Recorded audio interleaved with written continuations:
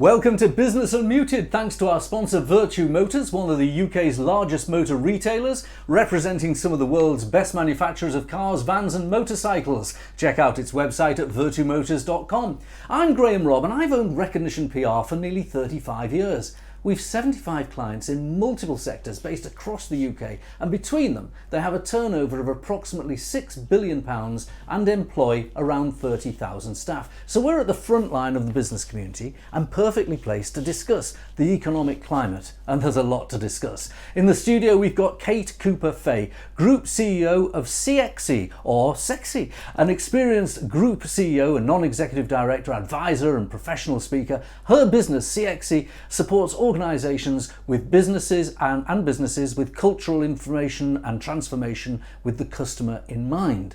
Getting the customer journey right. That's what Kate is all about. We also have Stewart Dickson. He's CEO of Weardale Lithium, a highly experienced corporate financier and company director with a specialism in the metals and minerals sector. Stewart and his team at Weardale Lithium are using an innovative approach to recover lithium that can be used in the production of electric vehicle batteries. And down the line, we've got Howard Cox, founder of Fair Fuel UK, which campaigns to reduce charges on petrol and diesel vehicles, most notably fuel duty. Howard has been a regular in the media for many years, and he was in Parliament just today and yesterday talking all things fuel related. Thank you for joining us. Howard, we're going to start with you because you've been in Parliament recently and that's where all the action is in the media at the moment.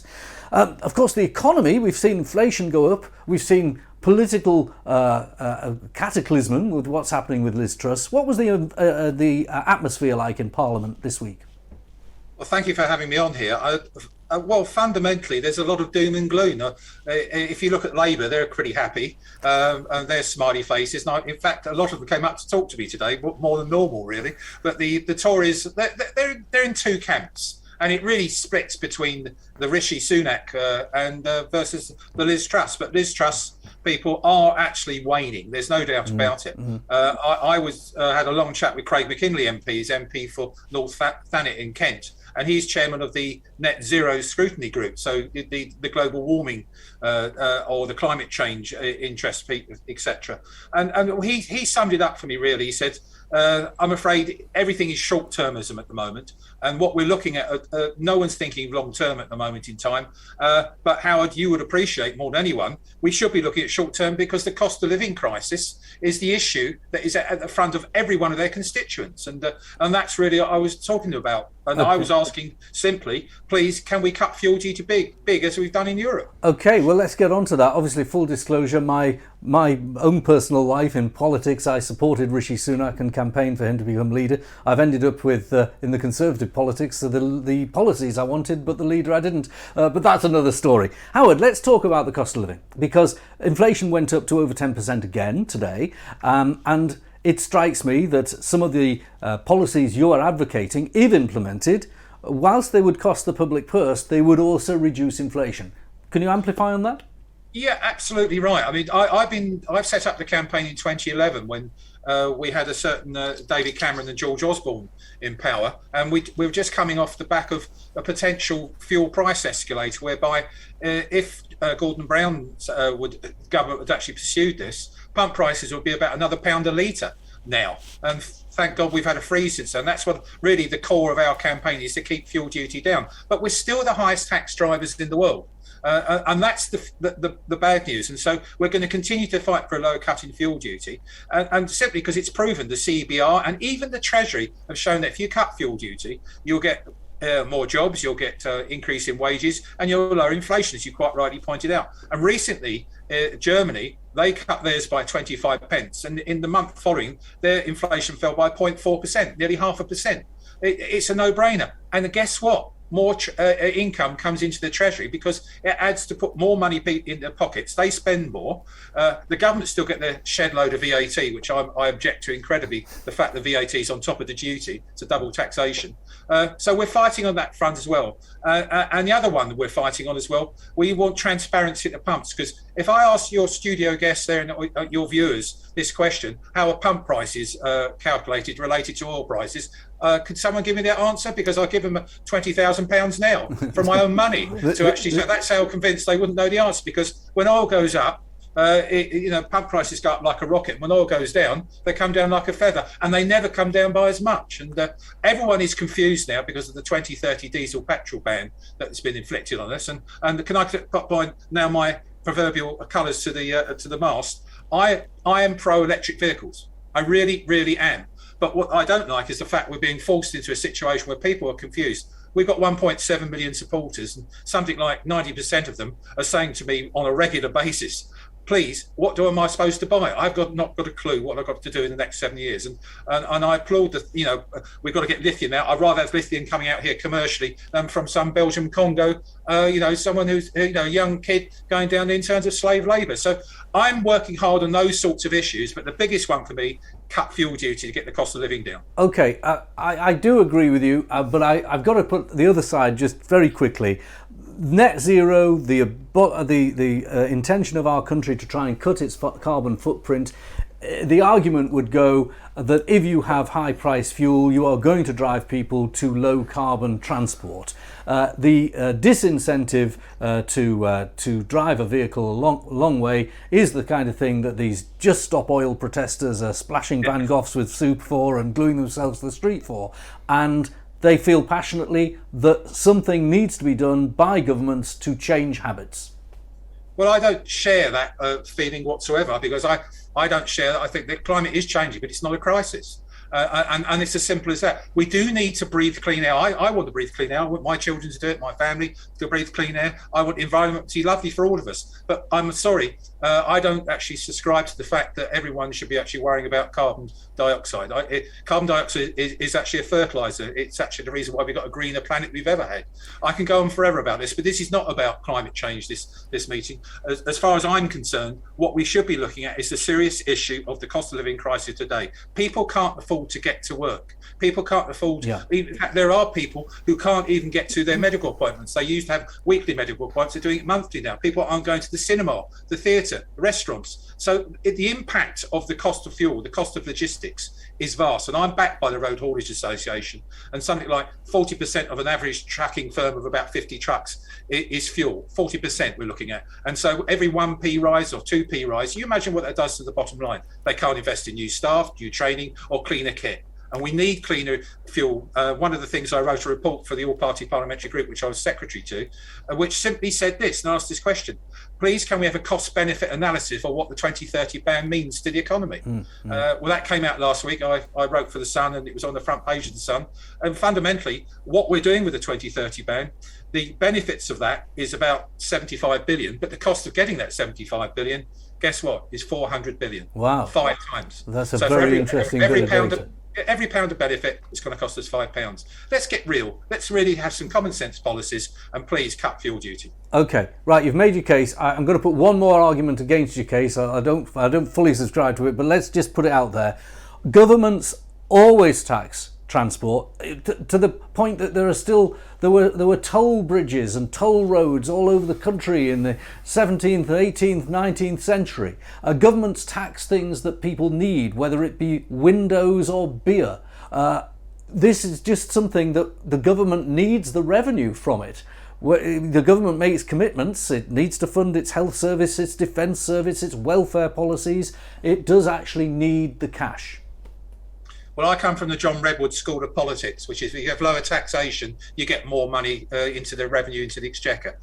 What we're seeing at the moment in time, and this is what the problem is, we're a country that uses motorists as a cash cows. They are fundamentally the fifth largest income to the Treasury comes from drivers, 50 billion a year, of which 27 billion has been fuel duty. Add the VAT, it goes up to 35 billion. What we're going to talk about is how do you actually maintain that, but actually put more money into people's pockets. And the way you maintain it is to cut fuel duty, so they got more money to spend, they go out shopping, etc. And logistics, the cost of logistics comes down, therefore they have got more profit, they pay more corporation tax. I don't need to teach grannies to suck eggs around this meeting, so with respect, what I say to all your viewers, etc., let's motivate and incentivise the economy rather than use the stick. Okay, well, and of course one of the great things that goes alongside in incentives is innovation. Let's talk to you, Stewart. You're doing something very innovative. You've come up to the North Pennines, the hills of Weardale, and you've put some private money in to exploring for lithium. Wow. Is it possible that there is lithium on our doorstep? Well, we proved there is, and we're delighted to embark on this really exciting venture to sustainably produce lithium and generate geothermal energy from naturally occurring geothermal brines in County Durham. So the lithium is contained in water, isn't it? It's not mined as a raw mineral like in Africa and other parts of the world.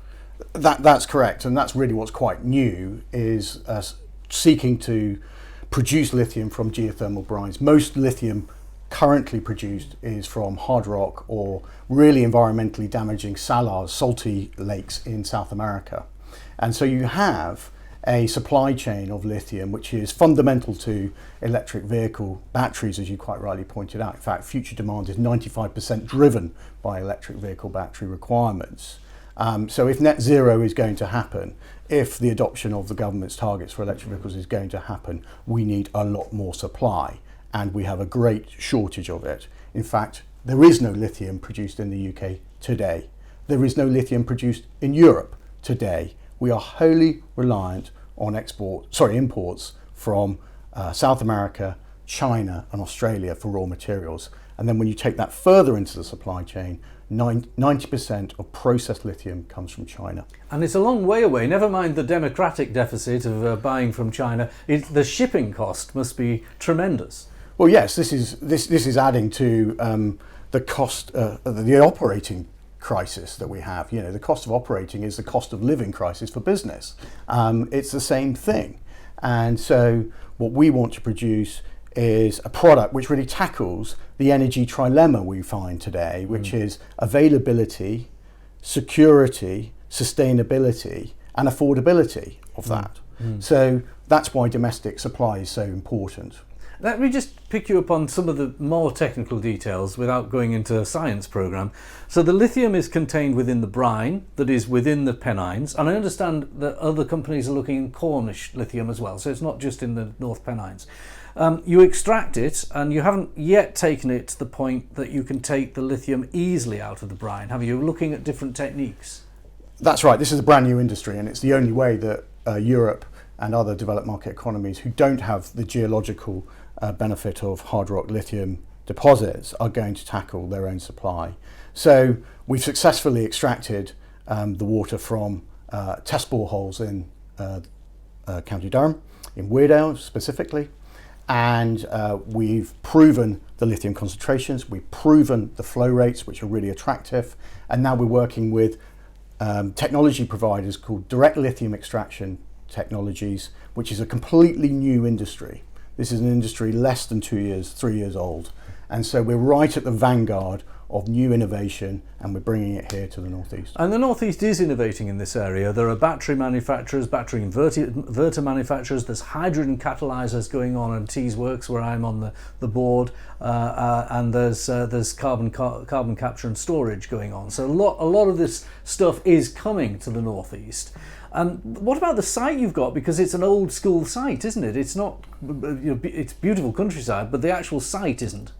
Well, the site's really unique. We're based around Eastgate in Weardale, and the objective is to build our business and our plant around the former cement works, which closed over 20 years ago now, with a loss of over 150 jobs. So we're looking to reignite new industry, clean industry, in an environmentally beautiful location, but creating high value science, technology, engineering jobs in that part of the world. And how ironic that a cement works is one of the highest carbon users there is, because you needed heat and energy to run it, and now you might be producing at scale something that will tackle the carbon issue. Well, that's quite right. You can't have net zero without critical raw materials. We need to produce our own raw materials, but also we need to produce them with a very high ESG, environmental, social governance credibility, and that's one thing that's right at the forefront of what we're doing. How does it link to the industrial areas of Teesside and Sunderland and Newcastle and so on? So as well as having a unique geological endowment here, there's only here in Cornwall, as you quite rightly said, that have the granites that enable this lithium-enriched water to exist. We're right at the epicenter of the supply chain. in the northeast for electrification and also battery manufacturing. So from our perspective, it's a unique location from a geology point of view, but also a unique location from an industry and supply chain. Great. Howard, I hope you're hearing that. You can, next in Parliament, tell them all about it. Absolutely. I'm quite excited by what's happening. I'm going to follow this very closely. And the important thing is information. A lot of people don't get this information. I wasn't aware. I knew about Cornwall, but I wasn't aware of the northeast getting involved with this. So we got to really pursue this. And I'm delighted to make it. Hopefully it's going to be a commercial venture, because unfortunately lithium will become much more of a commodity, and you're going to see these speculators trying to profiteer from it. And that's the thing I want to stop. All right. Well, let's move on to change the subject a little bit. We bring Kate Cooper-Fay from CXE or CXY, and Kate, it's really nice to have you here. You've advised a lot of top firms, haven't you, on the customer journey? Tell us the kind of firms you've been involved with. Yeah, so we've been very fortunate, and we've worked with some of the leading companies in the world, including Tesco's and Marks and Spencer's, Walmart in the US, Lenta in Russia, dare I say that? As well as industry. So we've worked for both the energy sector and the rail industry, and we continue to support FTSE 250 organisations around the world. So. Now, you see an economy that is at the moment lacking any kind of stability. You see businesses that are anxious about whether they're going to sell or not, although I have to say I've talked to some of my bigger clients who've had some reasonably good weekends recently, despite all the turmoil. But if you are running a business and it relies on customers regularly returning and spending, you don't have to surrender to the world outside, do you? You can, to some extent, make your own luck. Yes. And it's interesting, the conversations we've been having here. We've actually had our own conversations internally, and it was around, what does all this mean to the customer? Well, at the moment, it's all pretty grim for the customer. Just some of the things we've been talking about today. The cost of fuel means that generally the customer, the public, is struggling to travel and all that great stuff. Never mind that, because of the cost of fuel, products are going up. It's having a knock-on impact in the supply chain. But equally, we also have a very savvy customer, and a customer who at the moment is very concerned about the environmental impact. So organisations that are driving forward with ESG are actually going to be seen to be leading the way. And I think what's really important is to understand that all of these priorities, if handled well, do two things: top line revenue, bottom line profit, by reducing costs. And I think, if businesses are focusing on what matters the most to the right customers, then actually this right now can be an incredible opportunity, rather than what's being seen to be pretty grim at the moment. And with that, some of the things that we would counsel people to do as we are going through these times of uncertainty is actually really scrutinise your customer base and really understand which customers are right for your business, and actually those are the customers that you need to focus on the most and invest in those customers. And of course, we all know it's very expensive to get new customers, and right now they need more care than ever. Yeah, absolutely. Because they are going to go somewhere for £1 less. I had a team talk with my own team, and we were just thinking, well, is the economy going to take our business down? Is it going to take our business up? How do you do it? And I reminded myself, I've been in business 34 years. There are only 4 ways to make money in business. More customers, the same customers buying more, put your prices up or cut your costs. Well, I didn't want to lay people off and cut my costs a lot. The prices are high enough, thank you very much. So the first 2 strike me as the best way to go: more customers or the same customers buying more. And is that the kind of attitude that you want to stimulate within your customer base? Well, business is very simple, Graham. It's about customers and cash. And without those customers, we haven't got the cash. So where are you going to focus your efforts? Clearly on your customer. So, and actually, you're absolutely right. More customers and more from customers. And I think, again, when we look at the cost of customer acquisition, I would really be thinking about actually how do we retain the customers we've got. Current times are driving outstanding innovations. So how are we being more innovative to enable us to provide better products and services for our customers? But equally, because of where we are, the customer is actually being more choosy now about where it spends its money. And as we we said, they will jump ship for somebody that's going to be £1 less if they're getting the same experience. But because they're going to be spending less often, possibly more, they will want a greater experience. So investing in that customer and keeping that customer is absolutely critical, and upselling to that customer.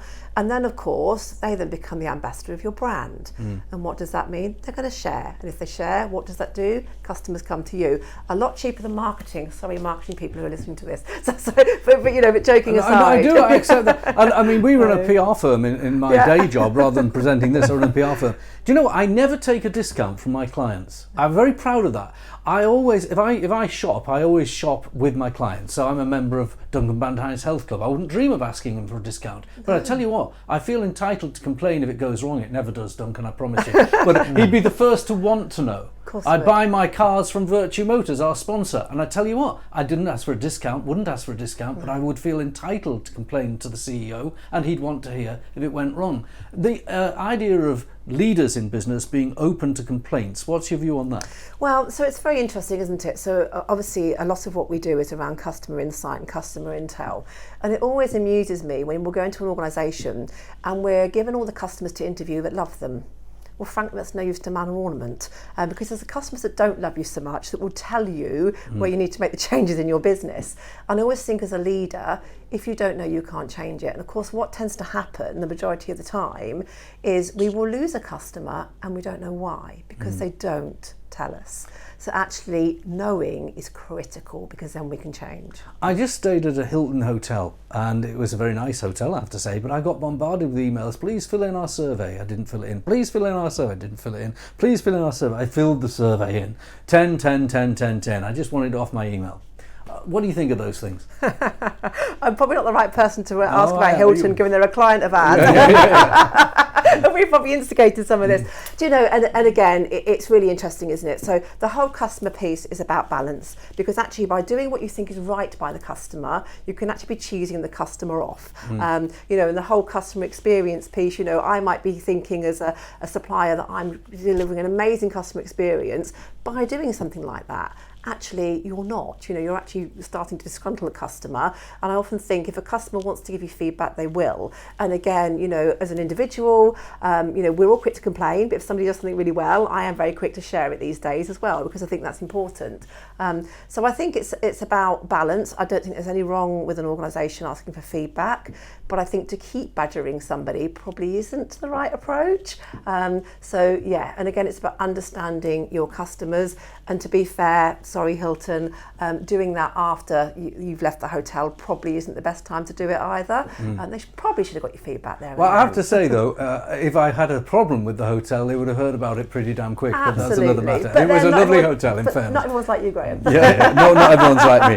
Well, look, I just want to tell our viewers that Kate has talked about a lot of big name companies on her talk with us today, but I know you work for SME companies occasionally as well. And they're not your always your staple diet, but you really do want to give the benefit of their advice further down the food chain if possible. Well, that's the whole reason why we really came about, and I am very proud to announce here, I'm going to do a little bit of a sales pitch here, we have just launched the CXE Academy, which is particularly focused to SMEs. And it is a very intensive sort of training program, if you like, that trains SMEs how to do all this great stuff themselves. So they don't have to pay fortunes for consultants to come in and do it for them and with them. So, well, Kate, thank you for telling us about that. I hope people get in touch with Kate Cooper-Fay, CXY.